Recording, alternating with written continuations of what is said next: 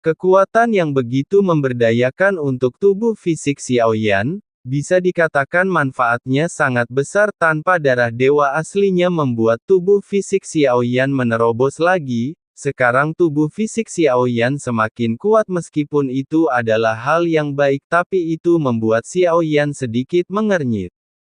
Sepertinya saya sedang berlatih di dunia nyata sangat tertinggal dalam budidaya fisik. Padahal tubuh fisik dewa aslinya memang sangat kuat namun, Xiaoyan tidak berpikir seperti itu, hanya dengan kekuatan fisik bisa melangkah ke baris teratas budidaya alam, juga sangat penting, hanya saja budidaya di alam ini berbeda dengan tubuh fisik, butuh kesempatan itu juga membutuhkan keberuntungan dan pengertian, aku ingin tahu. Apakah aku bisa membuat tubuh fisikku mencapai level dewa asli bintang 5? Dan ketika Xiaoyan sedang berkonsentrasi memasuki latihan inisiasi Tianjun tiba-tiba, ada sensasi kesemutan yang tak bisa dijelaskan di jiwaku. Xiaoyan segera mengerutkan kening. Xiaoyan menutup matanya sedikit mencoba mencari sumber rasa sakit ini. Setelah beberapa saat Xiaoyan tiba-tiba membuka matanya ada niat membunuh di matanya, klon Zuchi akan mati, sebelum klon Zuchi pergi, meskipun Xiaoyan telah memutuskan kontak dengannya, hal utama adalah membiarkan mereka mengembangkan kesadaran otonom, tentukan pilihan Anda sendiri. Klon Zuchi juga sangat beruntung. Bahkan jika Xiaoyan kehilangan kendali di bawah keberuntungan, kemungkinan kematian Zuchi juga sangat rendah.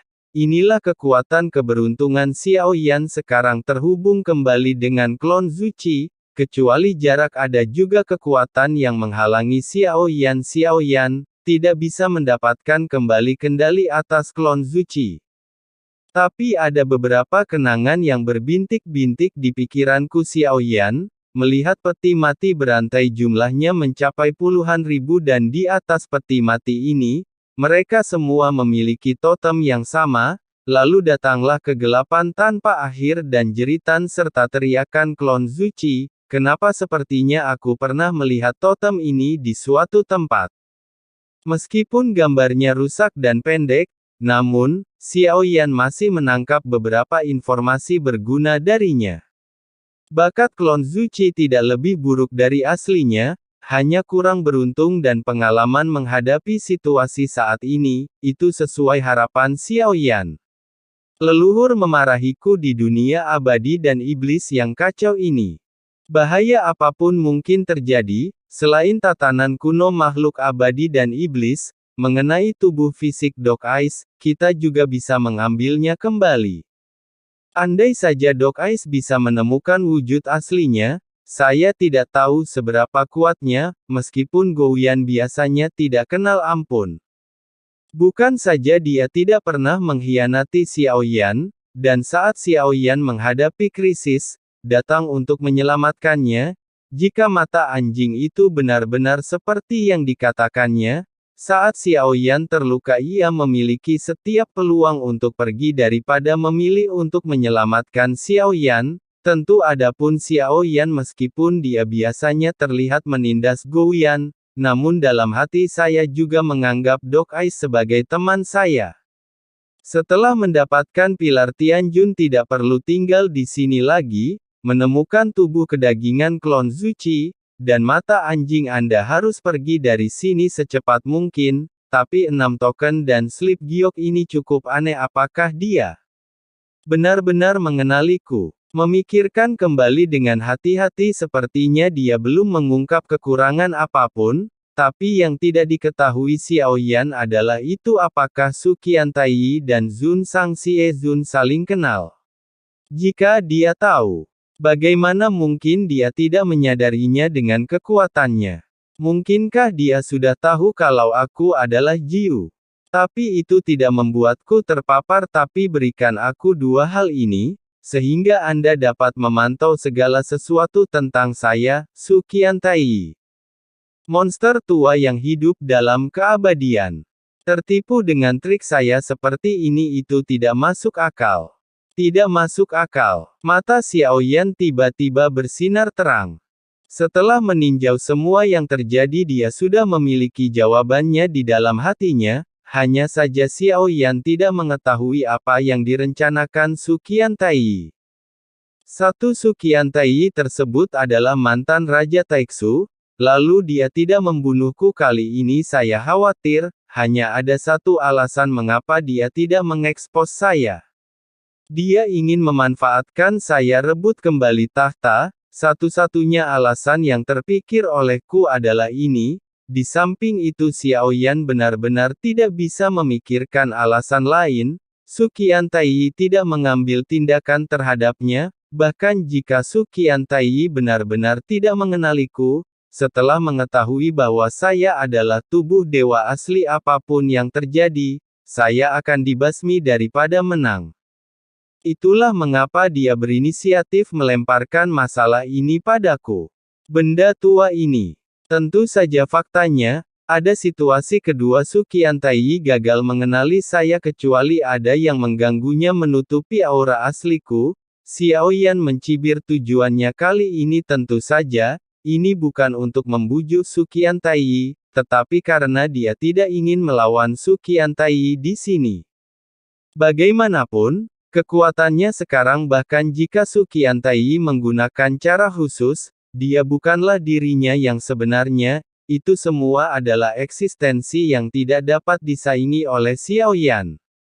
Masing-masing mempunyai tujuannya masing-masing. Xiao Yan tidak ingin bertengkar dengannya Su Qiantai. Ingin menggunakan dan mengendalikan Xiao Yan. Jadi pada akhirnya hanya dengan begitu tidak akan ada seorang pun yang mempunyai kekurangan, karena satu sama lain mereka semua saling menipu. Mungkin Anda mengetahui semuanya di dalam hati, tapi selama kita bisa mencapai tujuan masing-masing tidak ada masalah. Tapi Xiao Yan juga tahu skenario kedua mungkin bukan hal yang mustahil lagi pula, si juga monster tua.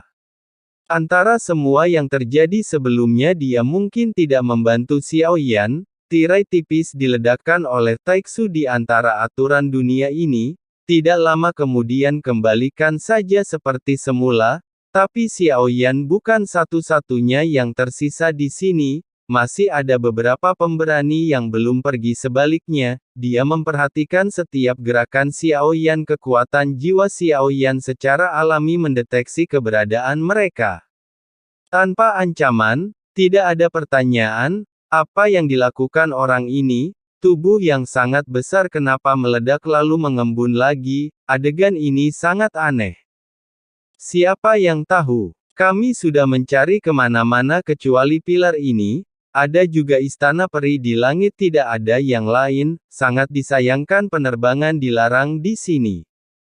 Tidak ada cara untuk pergi ke istana abadi, tidak ada ciptaan sama sekali di sini. Kita semua telah tertipu. Jadi apa yang harus aku lakukan sekarang? Kini lubang tersebut telah diperbaiki, tidak bisa keluar. Mungkinkah kita akan terjebak dan mati di sini? Mereka berpikir selama mereka bertahan, akan ada harapan untuk nasib baik. Tidak menyangka pada akhirnya, saya merasa putus asa. Tetapi sebagian tubuh saya sedang duduk bersila. Berlatih pernapasan vitalitas yang terkandung dalam inisiasi Tianjun sangatlah agung, padahal kebanyakan digunakan pada Xiao Yan tapi masih ada yang meluap. Jadikan ruang ini penuh kehidupan, vitalitas yang begitu kaya saya dapat memulihkan apa yang hilang sebelumnya. Mungkinkah vitalitas kita yang hilang diserap oleh pilar ini?